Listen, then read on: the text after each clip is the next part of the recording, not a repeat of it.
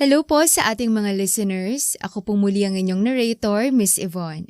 Magbabasa po tayo muli ng panibagong kwentong pag-ibig. Ihanda ng inyong mga puso at pakinggan natin ang storyang ito. Maawa ka, Isabel! Ihinto mo na ang sasakyan! Sigaw ni Mark. Ngunit tila walang naririnig si Isabel na mabilis pa ring nagmamaneho. Isabel, sige na, please. Ihinto mo na ang sasakyan, oh. Nagmamakaawa na ako sa'yo. Umiiyak na sambit ni Mark habang sinusubukang agawin ng manobela kay Isabel. Saglit pa ay biglang hininto ni Isabel ang sasakyan sa isang mataas na lugar. Isang bangin, at dahil malakas ang pagkakapreno ni Isabel ay napasubsob silang pareho sa unahan ng sasakyan at nawala ng malay. Ano na kaya ang sunod na mangyayari sa dalawa? Makaligtas kaya si Isabel at Mark sa nag-aabang na panganib sa kanila? Oras na malaglag ang sinasakyan nila sa bangin? Ano kaya ang nasa isip ni Isabel at nais niyang magpakamatay? Magbago pa kaya ang isip nito oras na kausapin siya ni Mark? Paano nga ba nagsimula ang lahat? Si Mark Tolentino ay dating isang hasyendero na lahat ng yaman ay nasa pamilya na nila. Ngunit sa hindi inaasahang pangyayari ay bumaliktad ang kanilang mundo nang ma-hit and run ang kanyang ama. Mark, iho, malapit nang marimatang ka sa isang lupa na natitira sa atin. At itong tinitira natin ngayon. Anong gagawin natin? Umiiyak na himutok ng ina ni Mark na si Maria Tolentino. Gagawa ko ng paraan, Mama. Huwag kayong mag-alala. Hindi ako papayag na mawala pa sa atin ang nag-iisang lupain na natitira sa lahat ng pinaghirapan ni Papa. Sambit ni Mark habang inaalong kanyang ina. Saglit pa ay biglang dumating ang kanyang ama na si Berto Tolentino, sakay ng kanyang wheelchair. Kaya naman hindi na ito makaasikaso ng kanyang mga lupain dahil sa kanyang sitwasyon. Hanggang sa napabayaan na ang mga naisanlang tubigan at natitiran na lamang ang maliit na lupain na kinatitirkan ng bahay nila. Pasensya na kayong dalawa. Naging inutil ako. Nawalan ako ng silbit. Pating pag-aaral ni Mark ay naapektuhan. Umiiyak ding sambit ni Berto. Lumapit naman si Mark sa ama at hinawakan ng kamay nito. Papa, huwag niyo po isipin ang pagtigil ko ng pag-aaral. Makakapag-aaral pa naman ako ulit kung may pagkakataon. Sa ngayon, kailangan unahin po muna natin ang lupa. Mahirap ang walang matitirahan kaya gagawa po ako ng paraan. Salamat, anak, sambit ni Berto. Kinabukasan ay nakipagkita si Mark sa kanyang kaibigan upang sana'y mag-apply ng trabaho. Pare, pasok mo naman ako sa trabaho mo. May dala ka bang resume? Tanong ng kaibigan niya. Kinuha ni Mark ang kanyang portfolio at binigay sa kaibigan. Napapailing ito habang binabasa ang resume ni Mark. Pare, negative. Ang kailangan kasi namin dito yung tapos ng college. Undergrad ka lang. Kaya pasensya ka na. Baka naman meron kayo dyan na tinatanggap kahit undergraduate? Tanong ni Mark. Meron naman kaso puno yung slot namin ngayon pare. Pero janitor lang available namin pare.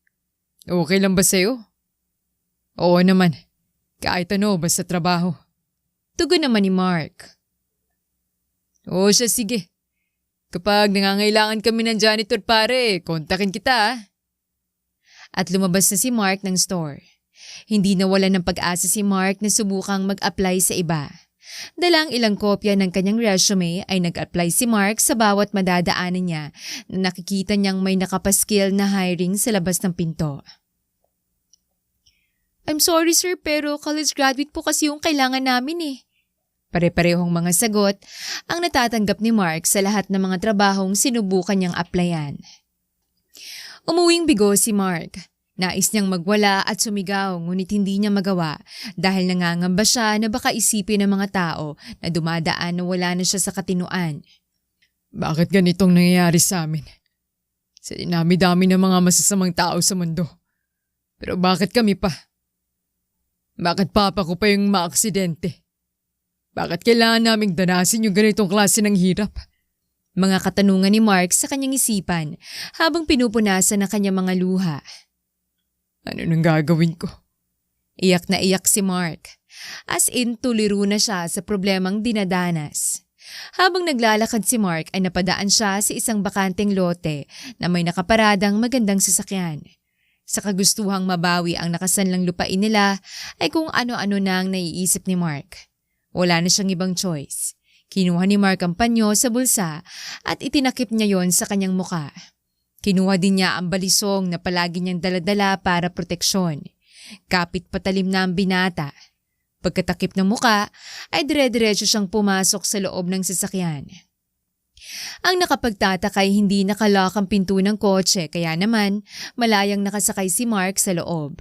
Bukod pa dito ay wala man lang siyang nakitang takot sa mga mata ng babaeng nasa loob ng sasakyan. Hold up to. Nauutal pang wika ni Mark habang tinututukan ng babae ng balisong. Ngumisi lang ang babae na wari mo nakakaloko. Anong nakakatawa? Hindi naman kita sasaktan. Kailangan ko lang ng pera para mabawing yung lupa naming nakasanla. Ibigay mo lang sa akin na kailangan ko. Aalis na ako. Nagpaliwanag pa si Mark. Kalmado lang na nakatitig kay Mark ang babae. Ano ba naman tong babaeng to? Parang tanga. Na hindi man lang natatakot. Baliw ata to. Sambit ni Mark sa kanyang isipan. Saglit pa ay kinuha ng babaeng kanyang bag at binigay kay Mark. Binuksan naman agad ni Mark ang bag at nanlaki ang mga mata niya nang makita ang laman ng bag na hawak niya. Naroon ang maraming cash, 2 mamahaling cellphones at mga gintong alahas ng babae. Bukod pa doon ay naroon din ang mga cards na walang alinlangang binigay ng babae ang mga pin niya. Binasa ni Mark ang isa sa mga credit cards at doon niya nabasa ang tunay na pangalan ng babae. Isabel Cortez. Sambit ni Mark nang mabasa niya ang pangalan ng dalaga. Nakuha mo na kailangan mo. Now, leave. Utos ni Isabel. Malayong nilakad ko ha. Baka naman pwedeng magpahinga na muna ako saglit. Hindi ka naman siguro tatawag ng pulis, no? Magpapatiwakal na ako sa bangin. Hindi mo naman siguro gugustuhin sumama, di ba? E di hindi mo na mapapakinabangan ng mga kinuha mo sa akin. Seryosong sambit ni Isabel na hindi tumitingin kay Mark. Napatawa naman si Mark.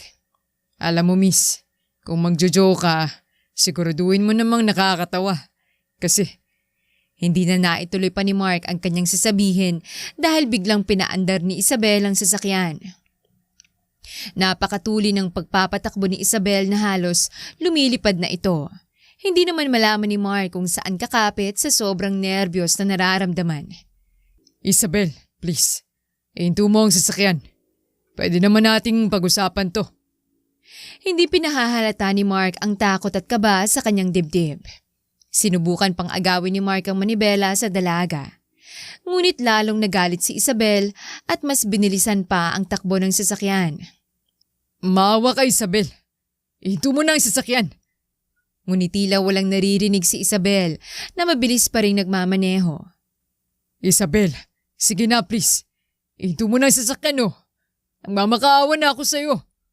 Umiiyak na sambit ni Mark habang sinusubukang agawin ng manibela kay Isabel.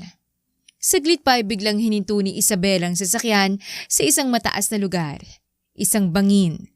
At dahil malakas ang pagkakapreno ni Isabel ay napasubsob silang pareho sa unahan ng sasakyan at nawala ng malay.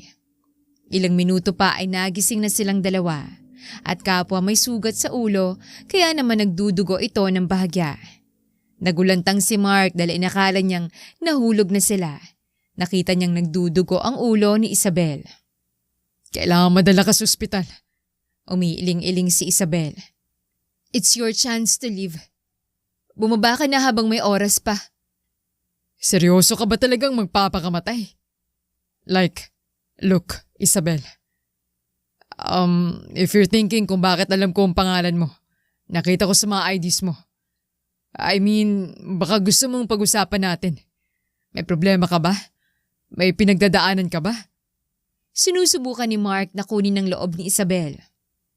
Just leave the fuck out of my car! Galit na singhal ni Isabel. Natigilan si Mark.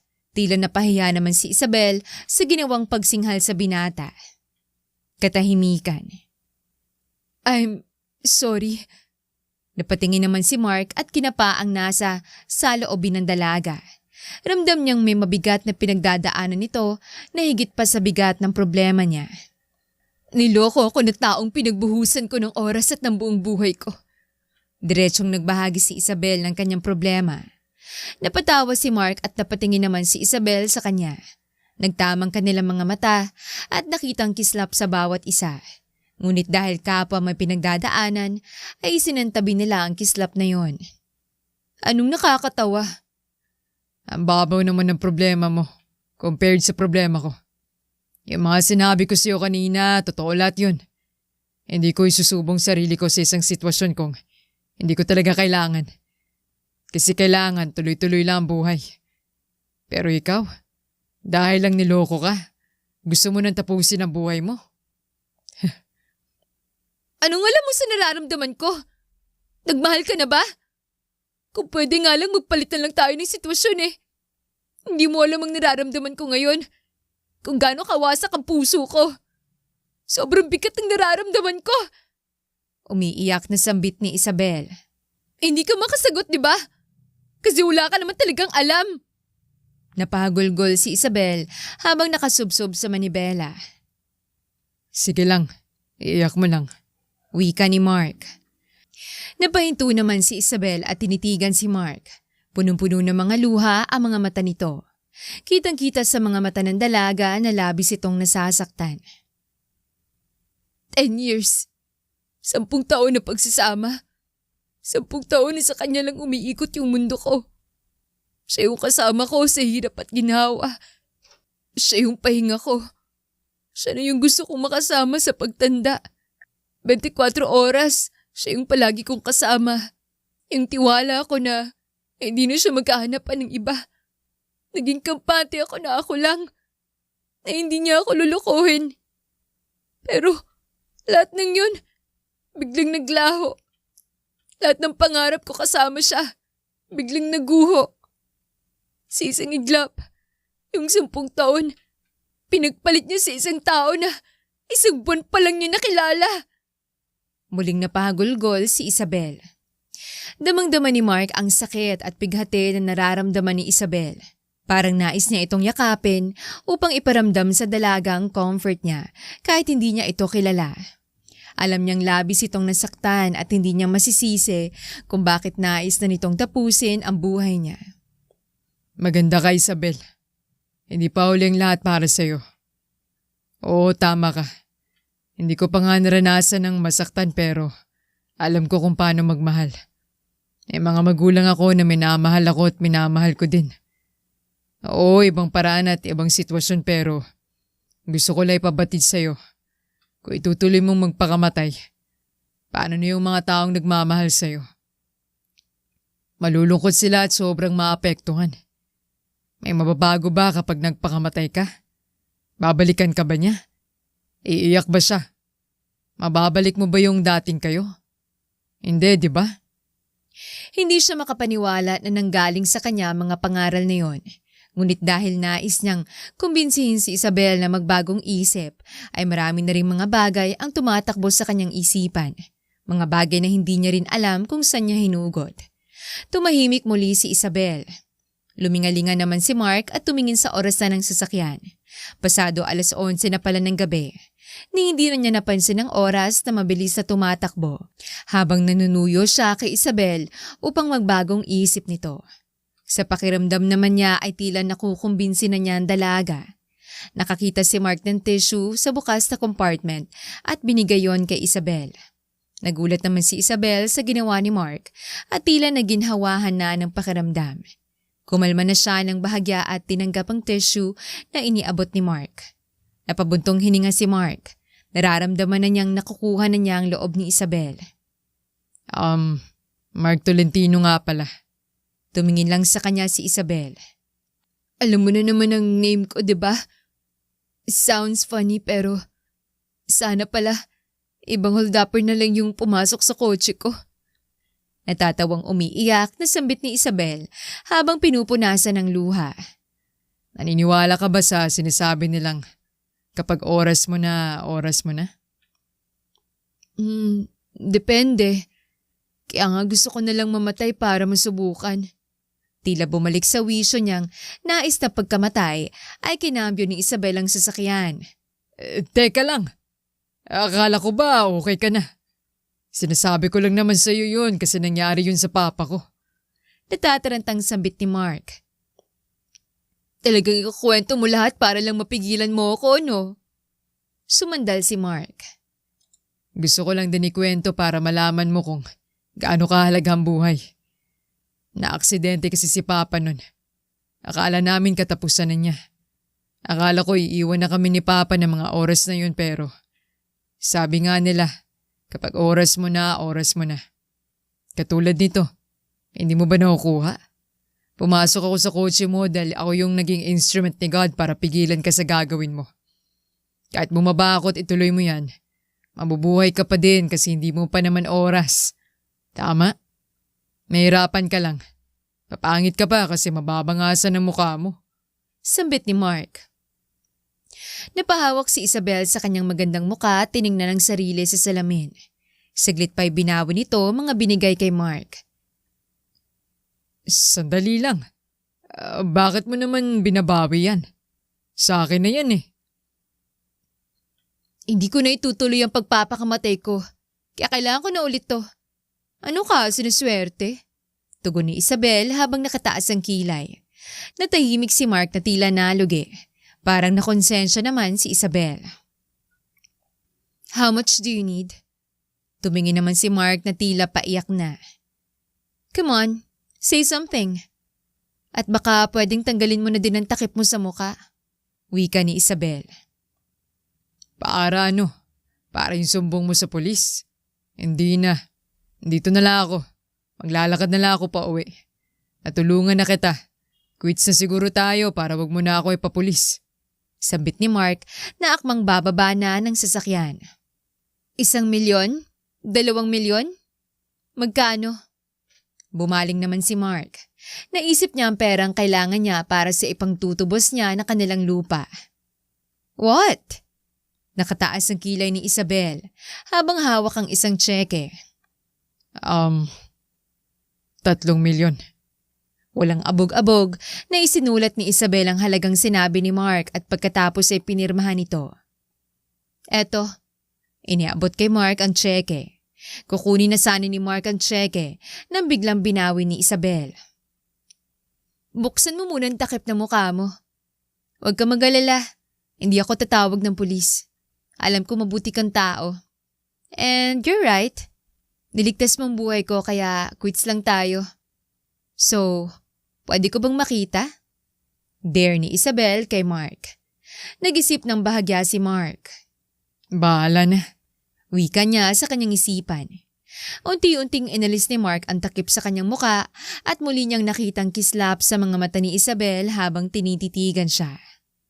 Ang gwapo niya.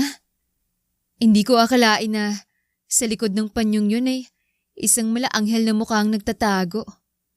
Isa siyang anghel na hulog ng langit para iligtas ako. Sambit ni Isabel sa kanyang isipan nang makita nito ang mukha ni Mark. Okay na ba? Kumurap-kurap ang mga mata ni Isabel habang nakatitig kay Mark. Biglang tumikim si Mark dahil napansin niyang natulala na si Isabel. Oo, okay na. Napapakagatlabi na tugon ng dalaga, sabay inabot na kay Mark ang tseke. Salamat ah. Salamat din kasi kinausap mo ko para magbagong isip ko. Saan ang bahay mo? Sumabay ka na sa akin, sambit ni Isabel. At sumabay na si Mark sa daanan upang madali na siyang makauwi. Hindi na niya itinurong bahay niya dahil ayaw na niyang gambalain pang dalaga. Masayang sinalubong ni Mark ang kanyang mga magulang. Niyakap niya ito ng mahigpit. Nababawi na natin ang lupa. Mama, Papa. Masayang balita ni Mark sa kanyang magulang. Salamat naman sa Diyos, anak. At salamat din sa iyo dahil hindi mo hinayaang mawala ang natitirang lupa na pinaghirapan ng papa mo. Napakabait mong bata. Napakaswerte namin dahil ikaw ang naging anak namin. Umiiyak sa tuwa na wika ni Maria. Salamat anak. Hayaan mo't magpapalakas na ako na ilang pang buwan. Babawiin natin ang lahat ng nawala sa atin. Sambit ni Berto. Basta may maayos tayong matitirhan pa. Okay na po ako dun. Hindi nyo na kailangang magpakapagod pa para buhayin ako. This time, ako naman ang babawi sa inyo. Nakangiting sambit ni Mark. Pero, paano ang pag-aaral mo, iho? Tanong ni Maria. Huwag po ninyo ako alalahanin. Magtatrabaho na lang po ako para makatulong sa mga gastusin natin at gamot ni Papa. Makalipas ang ilang linggo, sa dami ng pinasahan ni Mark ng kanyang resume ay sa wakas may tumawag din sa kanya na trabahong kanyang papasukan. Nakapasok si Mark sa isang kumpanya kung saan siya ay isang janitor. Pare, ditong pwesto mo hanggang dun sa opisina ni Miss Cortez. Wika ng katrabaho ni Mark. O sige pare, salamat. Tugon ni Mark habang nagsisimula ng mag-mop ng sahig. Sige, balik na ako sa pwesto ko. Sambit pa ng katrabaho niya na akmang aalis na sana ngunit bumalik dahil may naalala itong ibilin. Siya nga pala pare. Kapag dadating si Miss Cortez, batiin mo palagi Tapos kung ano yung dala niya, tulungan mo siyang bitbitin. Sambit nito. Paano ko naman malalaman kung sino yung Miss Cortez na yun? Tanong ni Mark. Mag-isa lang naman yung papasok ng hallway kasi yung cubicle na nandyan, exclusive lang yun para sa big boss. Paliwanag ng katrabaho ni Mark. Tumangutango naman si Mark. Umalis na ang katrabaho niya at naiwan na siya sa hallway. Nagsimula na ulit mag-mop si Mark. Habang nagmamop si Mark ay hindi na niya napansin ang parating na babae sa kanyang likuran. May kasama itong 2 bodyguards. Itong nagmamay-ari at ang CEO ng kumpanyang pinagtatrabahuan niya. Dahil hindi napansin ni Mark ang naglalakad sa likod niya, ay hindi niya sinasadyang muntik nang maatrasan ng babae.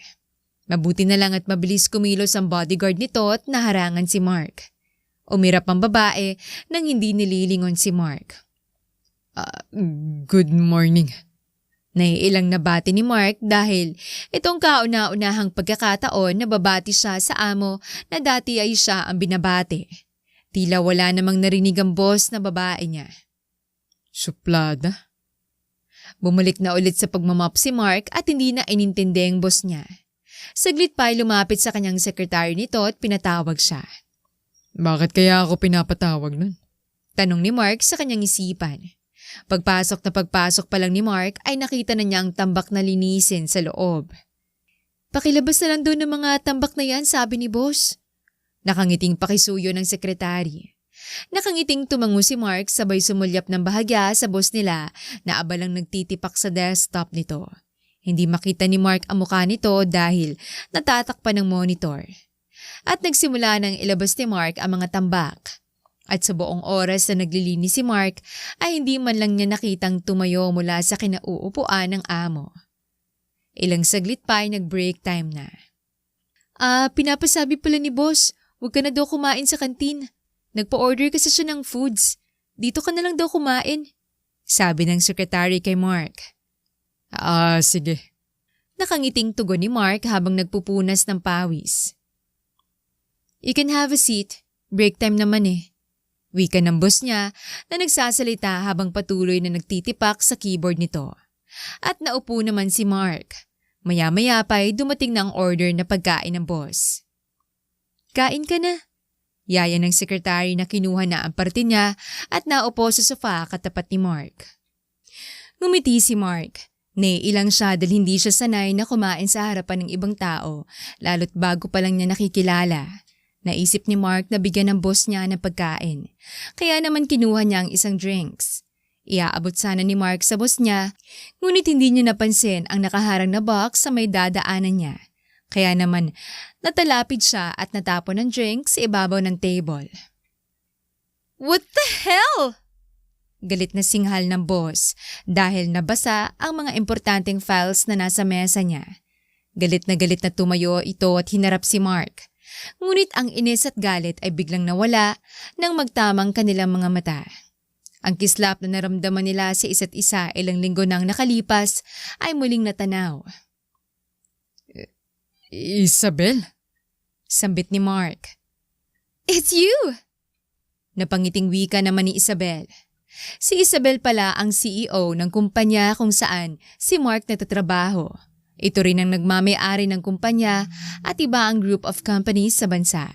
Isang successful businesswoman pala si Isabel na ubod ng yaman. Isang multi-billionaire. Nagtitigan si Mark at Isabel ng halos 10 segundo.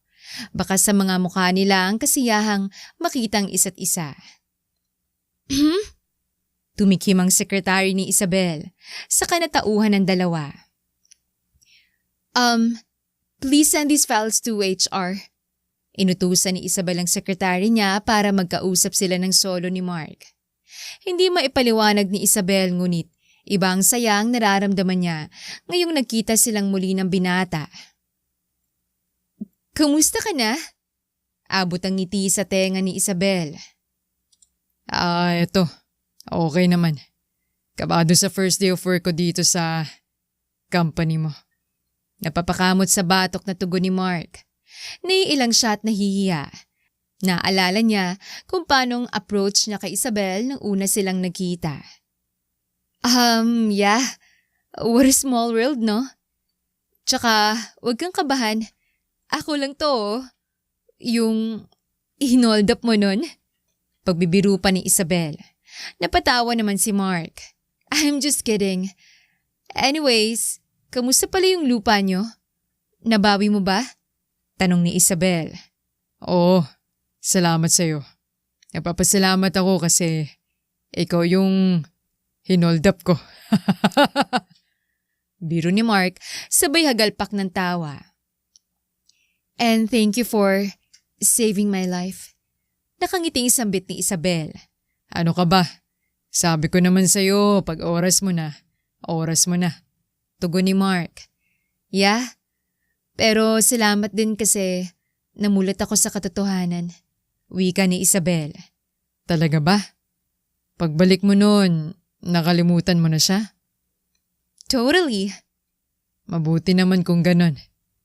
At nagkwentuhan pa sila habang break time. Naging mas malapit si Mark at Isabel sa isa't isa. Madalas silang nagsasabay umuwi kapag tapos na ang trabaho. Oh, Mark, andito ka pa? Nagulat si Isabel dahil biglang kumatok si Mark sa opisina niya. Sabi kasi ng sekretary mo, overtime ka daw kaya hinintay kita.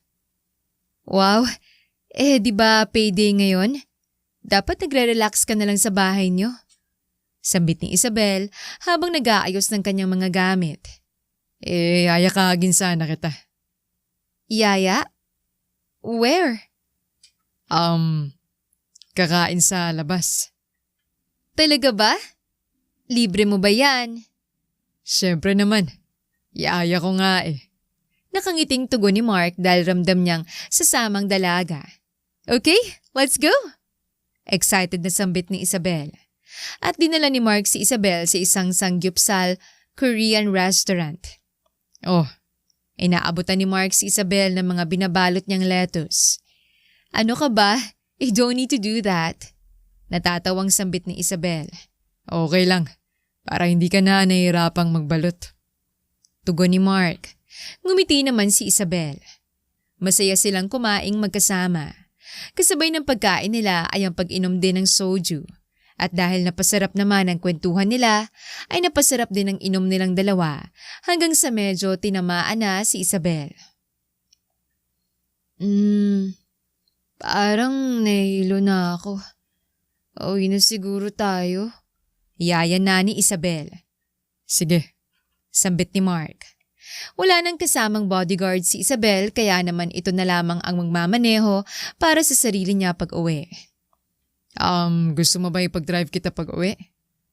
Tapos mag-commute na lang ako. Umiling-iling si Isabel. Mag-drive ka pa uwi tapos ako na lang mag-drive mag-isa pa uwi sa bahay ko. Namumungay ang mga matang sambit ni Isabel. Kaya naman nga ang nangyari ay si Mark ang nag-drive pa uwi sa kanila. Isabel?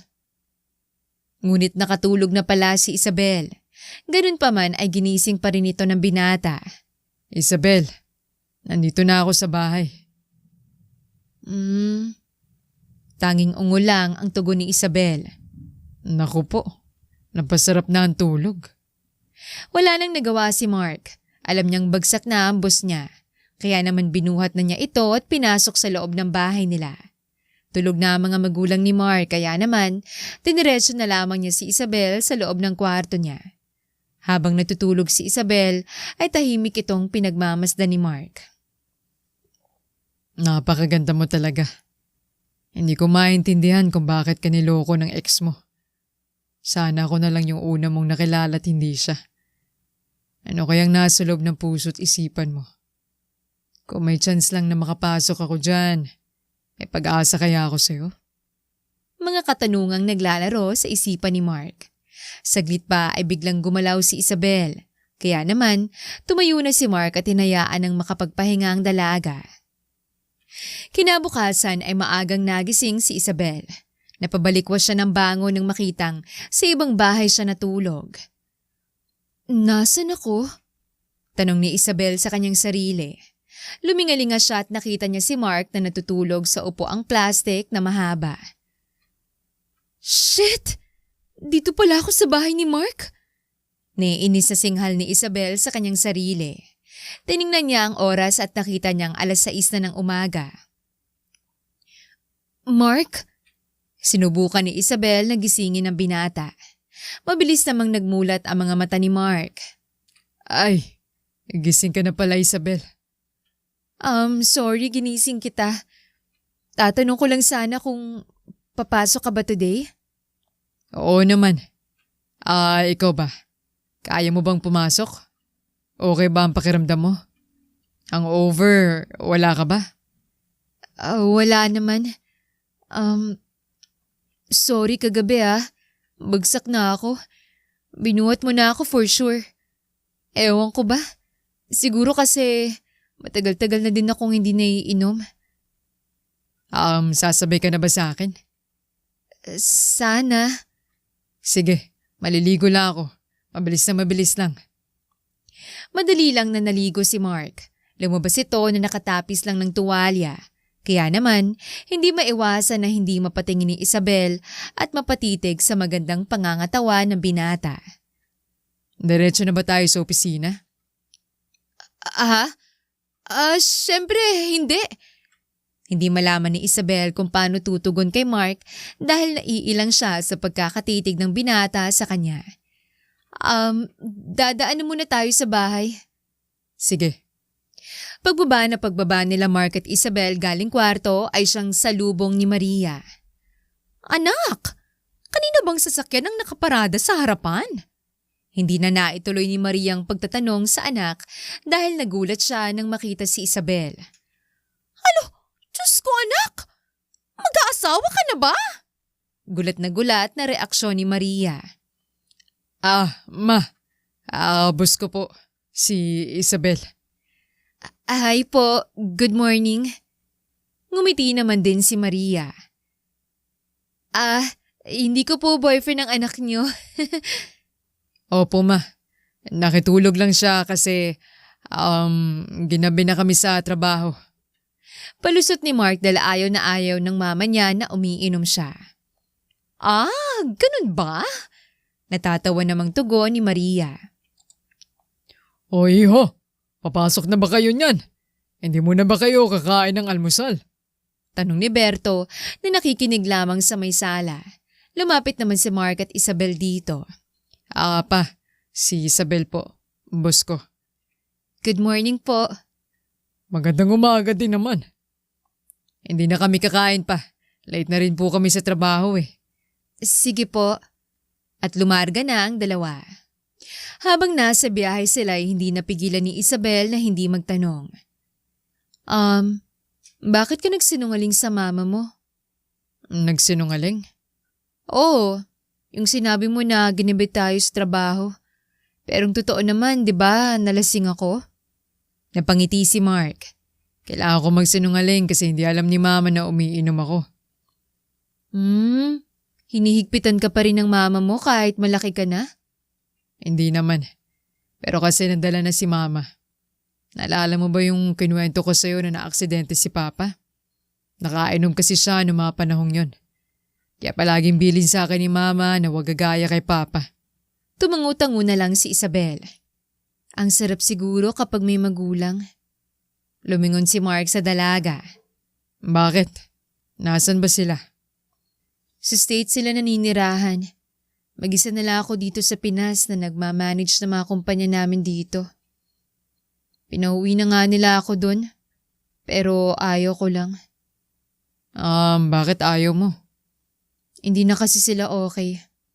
I mean, matagal na silang separate at may sarili ng buhay. So, I prefer to stay here. Mas okay ako dito at nasanay na rin ako mag-isa. Hindi na nagsalita pa si Mark dahil ramdam niyang nalulungkot lang si Isabel. Ilang minuto pa ay nakarating na rin sila sa malaking bahay ni Isabel. Itinuro na lamang ni Isabel ang daan at mabilis naman itong natukoy ni Mark. Ang laking pagkamangha niya nang makita kung gaano kalaki at kaganda ang mansyon ng dalaga. Hindi siya makapaniwala na sobrang yaman pala talaga nito kaya naman baliwala ang milyong binigay sa kanya ng dalaga noon. Hindi naman maiwasan ni Mark na hindi malungkot dahil biglang naalala niya ang buhay nila noon. Are you okay? Oo naman. Halika, pasok ka. Agad namang bumaba ng sasakyan si Mark at sumunod kay Isabel. Pagpasok pa lamang nila ng entrance ng bahay ni Isabel ay bumungad sa kanila ang isang magandang lalaki na halos kasing taasan din ni Mark. Where have you been? Maangas na tanong nito. Angelo? Sambit ni Isabel. Angelo? Sino naman kaya to? Ang yabang-yabang. Akala mo naman kung sino. Niinis sa sambit ni Mark sa kanyang isipan.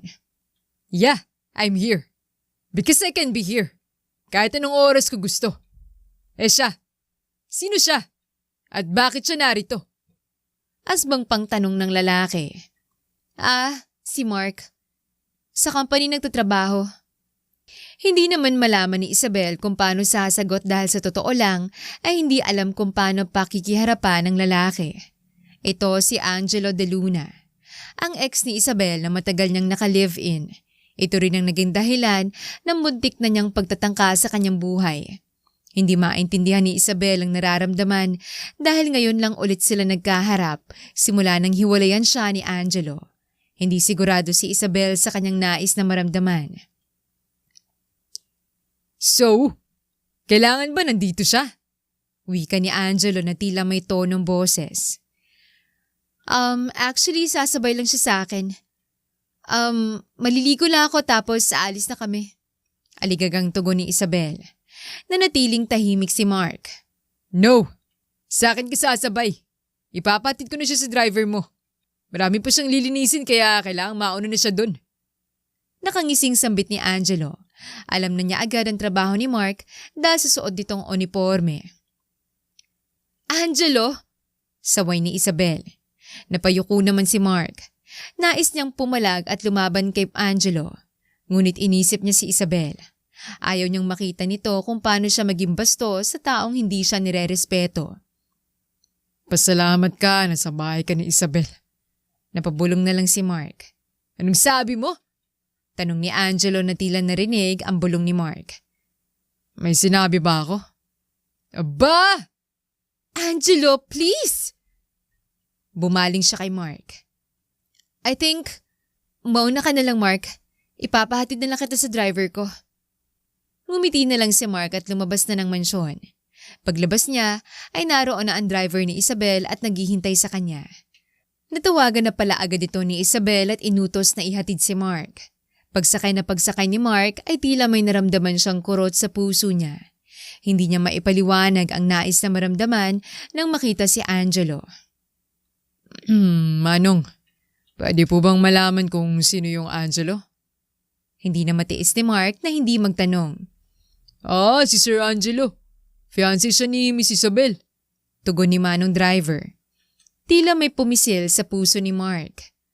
Bakit ganito yung nararamdaman ko? Bakit nasasaktan ako? Bakit sabi ni Isabel, nakalimutan na niyang lalaking yun? Mga gumugulong tanong sa isipan niya. Hindi maiwasan ni Mark na hindi isipin si Isabel.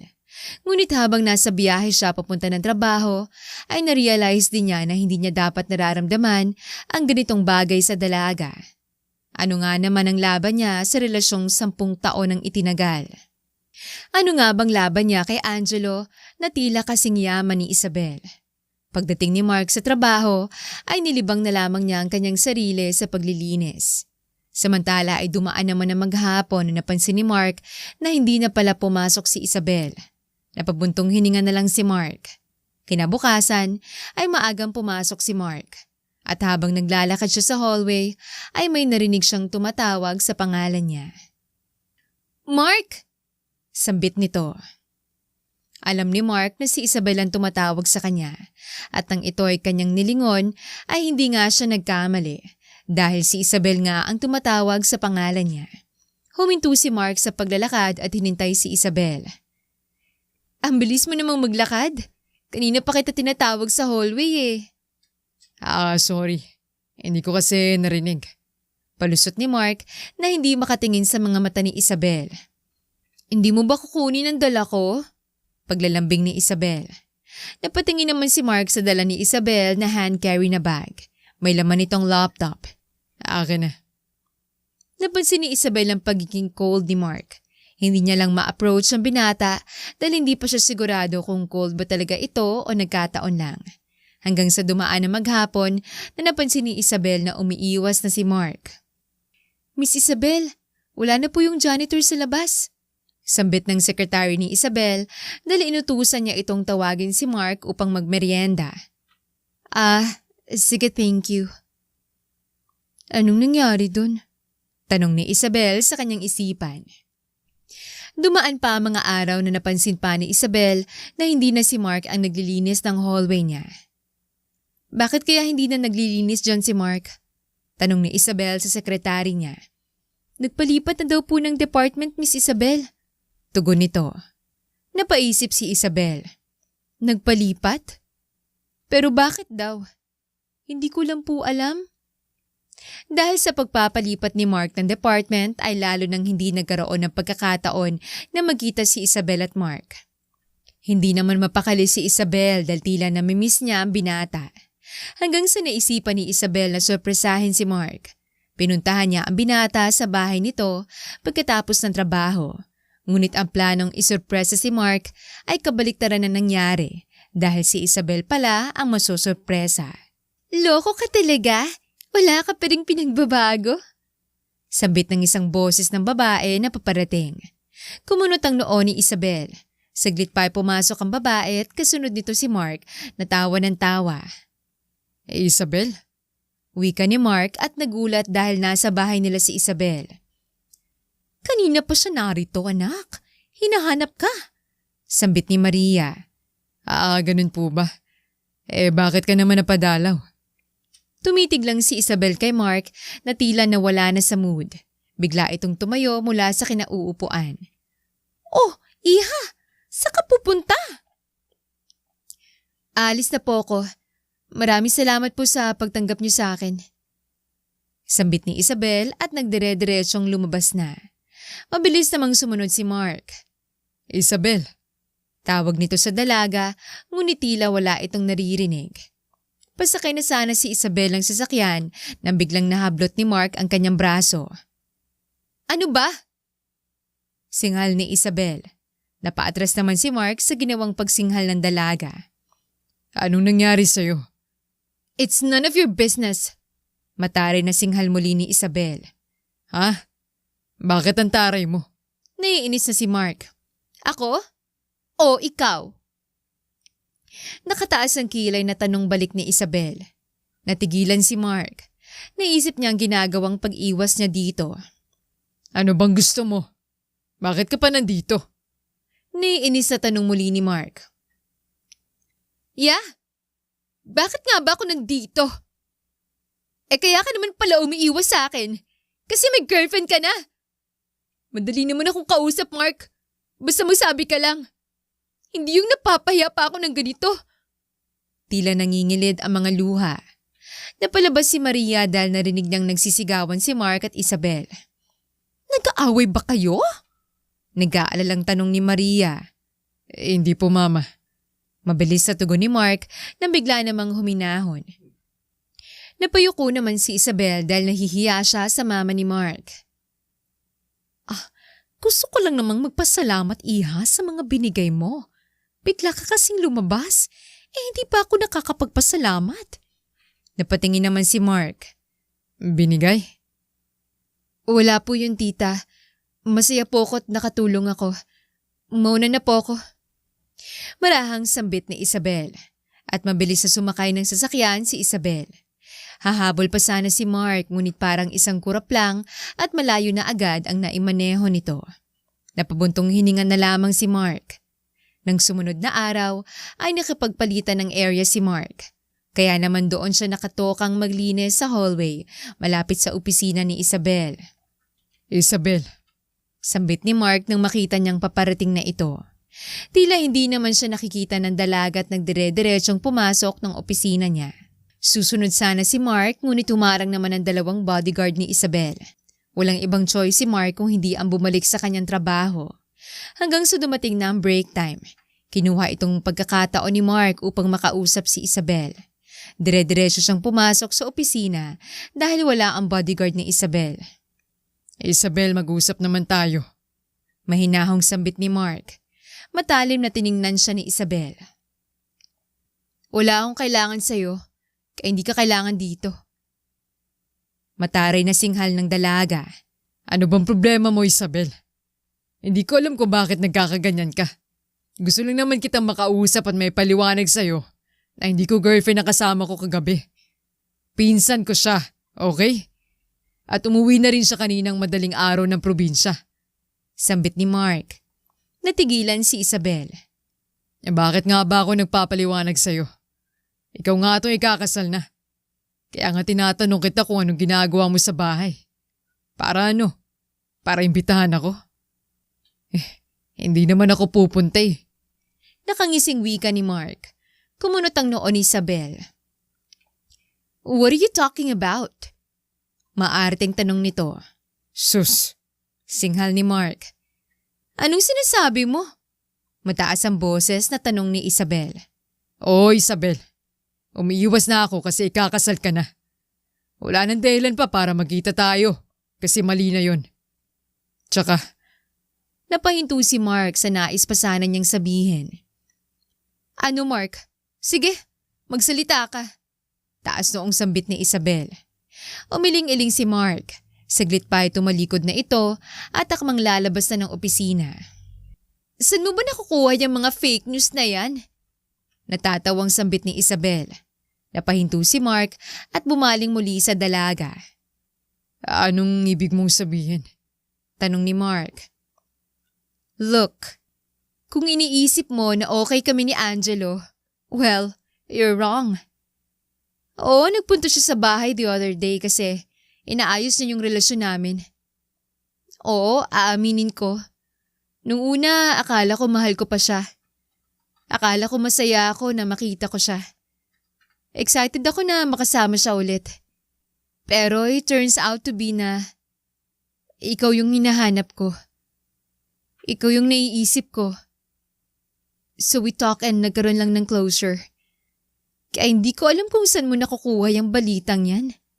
Wika ni Isabel na biglang napahinto dahil nakita na lamang niya ang kanyang sarili na nakalapat na ang mga labi sa labi ni Mark. Siniil na pala siya ng halik ng binata. Halik na sabik na sabik. Ito ang kauna-unahang halik ni Mark kaya naman ibang init ang kanyang nararamdaman habang hinahalikan si Isabel. Halik na mas may nais pang gawin.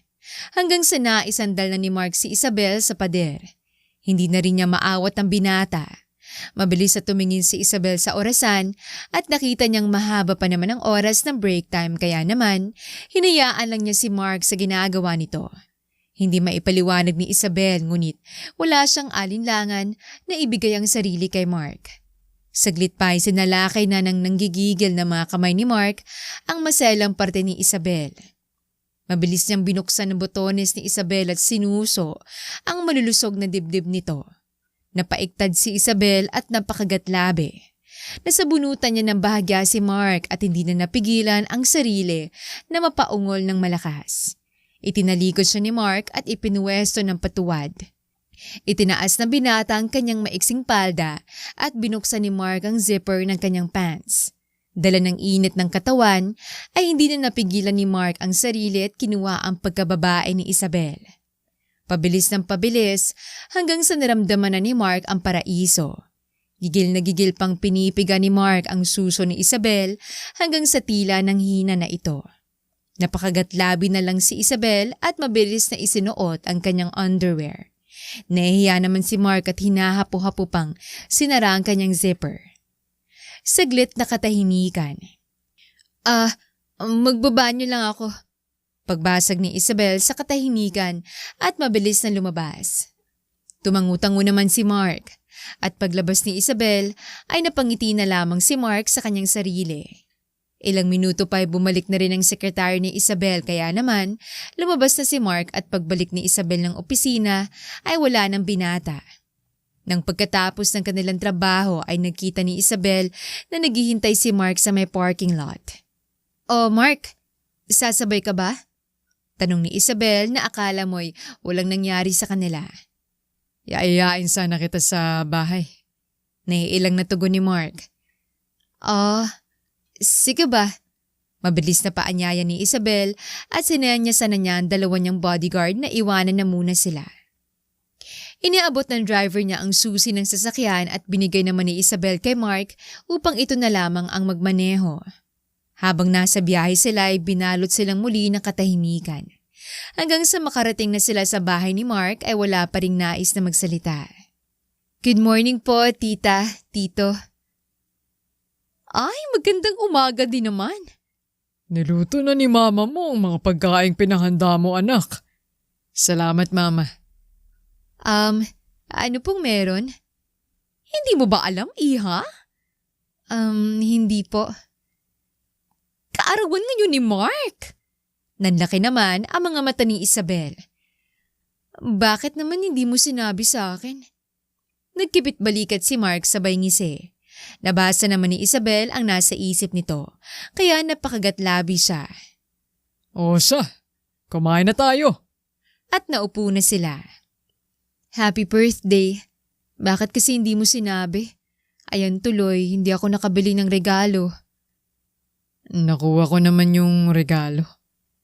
"Ano?" Natatawa namang tanong ni Isabel na patay mali siyang hindi naintindihan ang sinabi ni Mark. Biglang hinawakan ni Mark ang kamay ni Isabel na kinagulat ng dalaga. Sobrang bumilis ang tibok ng kanyang puso na tila may mga paru-paro pang nagsisipagalawan sa kanyang sikmura. Mahigpit na hinawakan ni Mark ang kamay ni Isabel. Mama, Papa, pwede na po akong mag-asawa?" Muntik nang mabulunan si Berto sa tinanong ng anak. "Ano ka ba?" Ihit naman ang tawa ni Mark. "Sinusubukan ko lang naman kung anong magiging reaksyon nila mama at papa." "Pero kung sakaling ganun nga, bakit naman hindi? Nasa tamang edad ka na kaya pwede ka nang mag-asawa kung gusto mo." "Hindi pa po, ma. Nagbibiro lang po ako. Ang gusto ko lang sabihin, may girlfriend na po ako." Natahimik si Isabel. "Kami na po ni Isabel."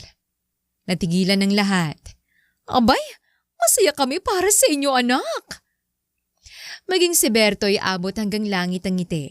Hindi naman makapaniwala si Isabel sa sinabi ni Mark. Ngunit imbes na magalit ay hinayaan na lamang niyang binata na magyabang sa mga magulang. Nagsalo-salo silang kumain ng masaya at puro kwentuhan. Hanggang sa matapos na silang kumain ay hindi nawawala ang mga ngiti sa labi ni Isabel. Sobrang saya niya. "Salamat ah." "Salamat sa iyo kasi napasaya mo sila mama at papa." Wika ni Mark habang kumikislap ang mga matang nakangiti kay Isabel. Bakit mo pala nasabi na girlfriend mo ko?" "Hindi ba pwede?" Unti-unting lumapit si Mark kay Isabel at hinaplos ang pisngi ng dalaga. "Mahal kita, Isabel.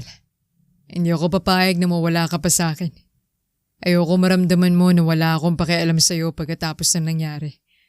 Gusto kong totohanin na to. Pwede ba kitang maging girlfriend ko? Abot hanggang tengang ngiti ni Isabel sa mga sinabi ni Mark. Ikaw ang tagapagligtas ko. At minsan mo nang napatunayan yun sa una pa lang nating pagkikita. Alam kong hindi mo ako pababayaan kaya buong-buong loob ko na ibigay ang sarili ko sa'yo. Oo, Mark. Pumapayag ako na maging girlfriend mo nang walang alinlangan. Sa sobrang saya ni Mark ay napatalo nito at binuhat si Isabel, sabay siil ng halik sa dalaga na ngayon ay kasintahan na niya. Habang nagsasaya ang mga puso ni Mark at Isabel, ay wala silang kaalam-alam na may isang taong nagngingit-ngit ang galit at lihim silang pinagmamasdan. Ito ay si Angelo. Naging masaya ang relasyon ni Mark at Isabel. Hindi kailanman pinaramdam ni Mark sa nobya ang kalungkutan. Palagi niya itong pinasasaya at binubusog ng pagmamahal. Salamat wika ni Isabel habang pinagmamasdan nila ang paglubog ng araw. Salamat saan? Salamat sa pagmamahal at pagpaparamdam na nandyan ka palagi. Hindi ako nagkamali na piliin ka. Hinalikan ni Mark si Isabel sa noo. Hindi mo kailangan ipagpasalamat yun, mahal. Obligasyon kong gawin yun. At masaya ako makita kang masaya at napapasaya ka ng pagmamahal ko. Mahal na mahal kita. Wika ni Mark. Ngumiti si Isabel at umaapaw ang puso sa kaligayahan. Hanggang isang araw. Mahal, tara na kumain ng lunch. Ngunit hindi tumutugon si Isabel dahil abalang-abala ito sa pagtitipak sa kanyang laptop. Mahal? Saglit na huminto si Isabel sa ginagawa at nagbuntong hininga. Mark, we need to talk. Baka pwedeng mamaya na yan. Kumain na muna tayo. No, hindi na ako makakapaghintay pa. Hindi na ako mapakali. Ano ba yun? Are you cheating on me? Ano? Ano ba namang klaseng tanong yan, mahal? 24/7 magkasama tayo. Kung pwede nga lang itira na kita sa bahay ko. Pero hindi pwede kasi hindi pa tayo kasal. Bakit mo naman ako pag-iisipan ng ganyan? Natahimik si Isabel at hindi na nagsalita pa. May bumabagabag sa kanya at imbes na i-open niya yon kay Mark ay mas pinili niya na wag nang ipaalam sa nobyo at isang tabi na lamang. Ngunit ang pagwawalang bahalang yon ay hindi halos akalain ni Isabel na lalala. Isang araw habang hinihintay ni Mark si Isabel sa bahay nila ay may isang bisitang dumating.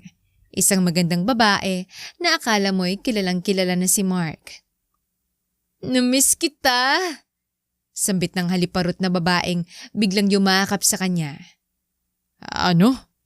Nagtataka naman si Mark. "Hindi mo ba ako namimiss?" Tanong pa ng babae. Anong sinasabi mo? Nakakunot ang noong tanong pa rin ni Mark habang inaalis sa mga braso ng babae sa pagkakayakap sa kanya. "Ano ka ba naman, Mark? Don't tell me na wala na yung plano nating peperahan mo lang si Isabel. Andito na ako, oh. Pwede na tayong magsimula ulit. Sabihin mo na sa kanya yung totoo. Total, nakuha mo naman yung gusto mo sa kanya. Nabawi niyo na yung lupa niyo. Pwede mo na siyang iwanan." Dire-diretsyong sambit ng babae. At habang nagsasalita ito ay naroon na pala si Isabel at tahimik lamang na nakikinig. Lahat ng sinabi ng babae ay narinig ni Isabel. "So, totoo nga? Totoo pala lahat ng mga message mo sa akin? Ikaw pala si Audrey. Yung nag-chat sa akin nung nakaraang linggo pa?" Galit na singhal ni Isabel. Mahal! Nawindang naman si Mark. "Oo, ako nga. Ang kapal din naman ng mukha mo na i-block ako. Akala mo ba nagsisinungaling ako? Eto, magkasama na kami ulit ni Mark. Hindi lang niya maamin sa'yo yung totoo, pero ginamit ka lang niya." Wika ni Audrey. Ano bang sinasabi mo? Galit na tanong ni Mark. Mahal, huwag ka maniwala sa kanya. Sinusubukan ni Mark na magpaliwanag kay Isabel. Dala ng galit at magulong isip ay nasampal ni Isabel si Mark. "Sana sinabi mo na ng una na pera lang ang gusto mo. Na pera lang ang habol mo. Para na-provide ko kaagad at hindi na ako umasa pa na totoo ka sa akin." Umiiyak na sambit ni Isabel. Seryoso ka ba? Naniniwala ka sa kanya? Naiinis sa tanong ni Mark. Hindi na umimik pa si Isabel at umiling-iling na lang. Saglit pa ay umalis na ito. Isabel! Habol ni Mark. Ngunit paglabas ni Mark ay wala ng dalaga. Bumaling si Mark kay Audrey. Sino ka ba? Anong dahilan mo para siraan ako kay Isabel? Hindi nga kita kilala. Singhal ni Mark. Anong nangyayari dito? Biglang lumabas ang mama ni Mark. Parang narinig kong boses ni Isabel. Nandito ba siya? Kinuha naman itong pagkakataon ni Audrey para makapuslit. Sandali lang! Saan ka pupunta? Habol ni Mark, ngunit ni Isabel ay hindi na ito nahabol. Sino naman yun? Tanong ni Maria. Umiling-iling lang si Mark at pumasok na ng bahay. Kinabukasan ay maagang pumasok si Mark sa trabaho para sana makausap si Isabel. Ngunit dumaan ang maghapon na hindi pumasok ang dalaga. Dumaan pa ang 1 linggo ay hindi pa rin pumasok si Isabel. Sinubukan itong kontakin ni Mark ngunit naka-deactivate ang mga account nito maging ang number kaya hindi niya matawagan. Kailan kaya siya papasok? Lakas loob na tanong ni Mark sa sekretary ni Isabel. Naka-leave kasi siya Mark kaya di ko alam kung kailan nabalik ni Miss Isabel. Tapos sa pagkakaalam ko, lilipat na siya ng States. Bumilis ang tibok ng puso ni Mark. Hindi niya akala ay nahahantong sa ganitong masaya nilang pag-iibigan. Hindi man lang niya ako binigyan ng pagkakataong magpaliwanag. Ganun-ganun na lang ba talaga? Anong gagawin ko kung lalayo ka na? Hindi ko alam kung saan ako magsisimula at paano haharapin ang bawat araw kapag tuluyan ka nang bumalik ng Amerika. Mga nasambit ni Mark sa kanyang isipan. Lumipas pa ang ilang mga araw na sobrang namimiss ni Mark si Isabel. Hindi siya mapakali. Kaya naman, naisipan niyang puntahan ng dalaga sa bahay nito. Sir, hindi nga po kayo pwede dito. Hinarang si Mark ng guard ng mansyon ni Isabel. Bakit hindi? Girlfriend ko ang boss mo kaya papasukin mo ako. Singhal ni Mark. Hanggang sa hindi niya napansin na parating na sasakyan sa kanyang likuran. Lula ng sasakyan ay si Isabel. Bumaba ito upang harapin si Mark. Mahal. Salubong niya kay Isabel. Ngunit umiwas ang dalaga. Ano pang ginagawa mo dito? And don't you dare call me that way. Tapos na tayo. Singhal ni Isabel. Ngumisi si Mark. At sino naman ang nagsabing wala na tayo? Hindi ba tayo nag-uusap, Isabel?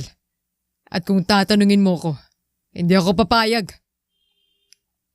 Wala na akong pakialam sa mga sasabihin mo, Mark.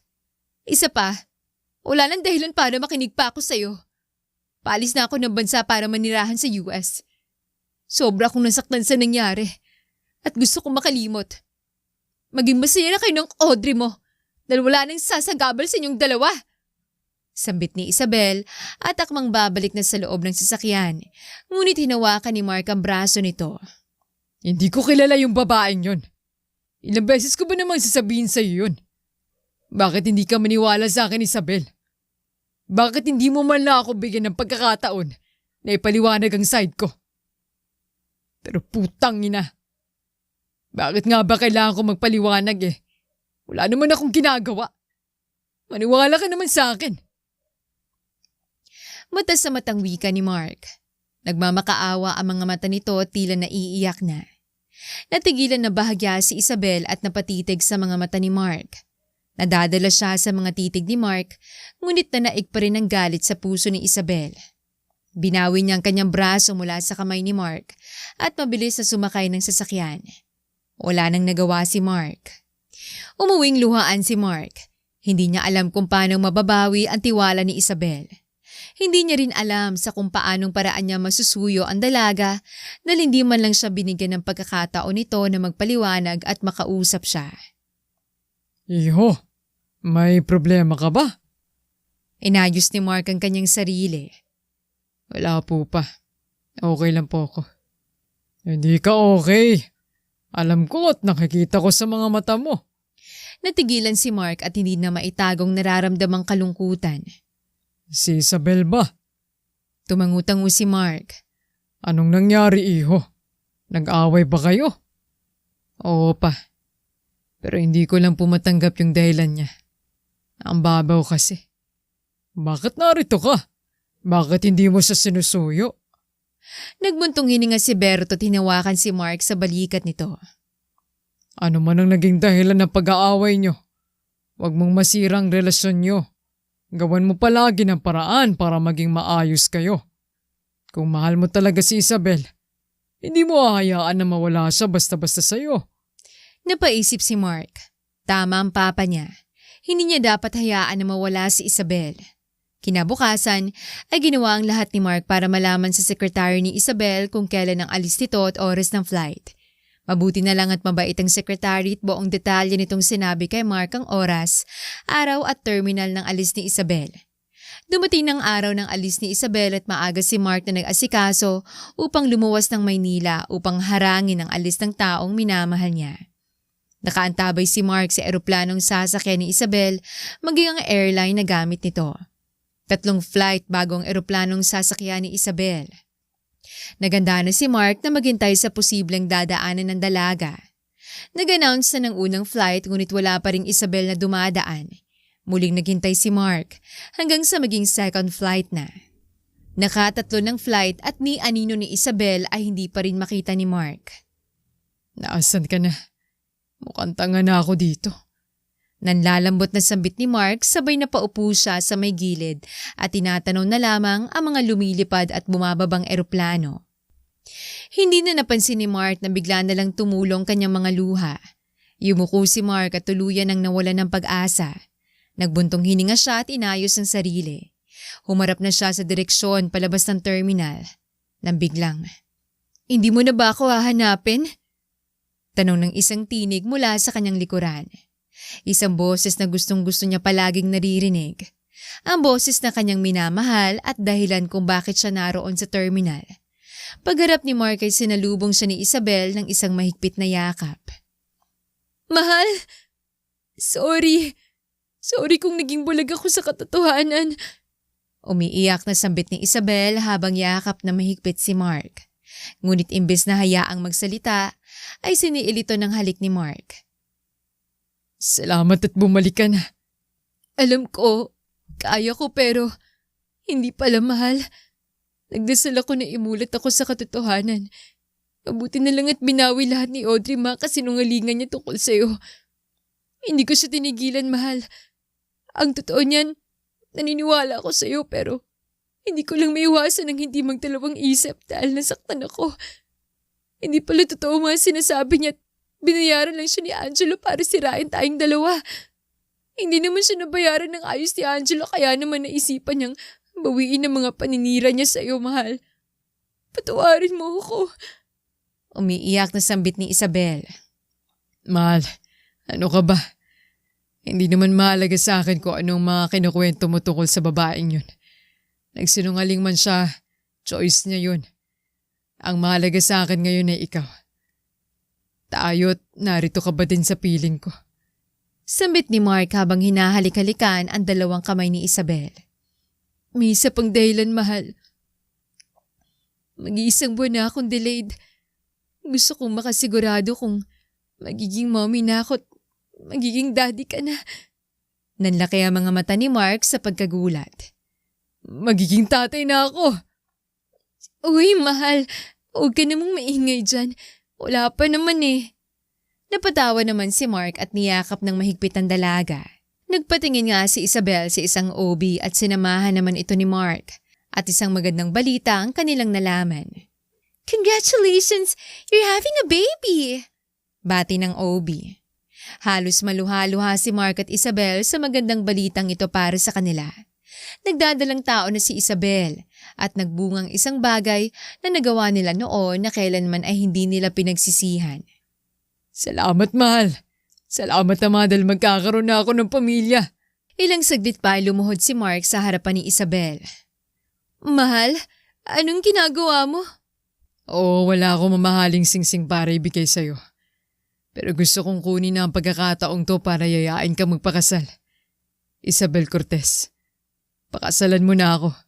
Sa ayaw at sa gusto mo.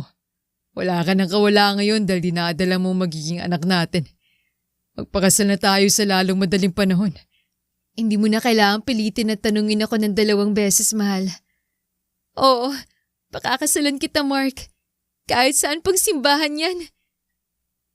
Naikasal din agad si Mark at Isabel sa lalong madaling panahon. Isinama ni Isabel si Mark sa US upang makilala ng kanyang mga magulang. Naging maayos naman ang pagtanggap ng mga magulang ni Isabel kay Mark kahit both sides ay may pamilya na. Hanggang sa makapanganak si Isabel ay doon sila nanatili sa US. Biniyayaan sila ng isang lalaki na siyang mas lalong kinatuwa ni Mark. Dumaan man sa hirap ang pagmamahala ni Isabel at Mark, ay nanatili pa rin silang matibay sa isa't isa. Kung puso talaga ang paiiralin, ay bibigyan ka ng daan ng Panginoon upang makita mo ang tamang tao sa buhay mo. Naging mailap man ang pagkakataong umibig para kay Mark at Isabel, ay naging malawak naman ang daan nila patungo sa piling ng isa't isa. Sabi nga nila, huwag mong hanapin ang taong mamahalin,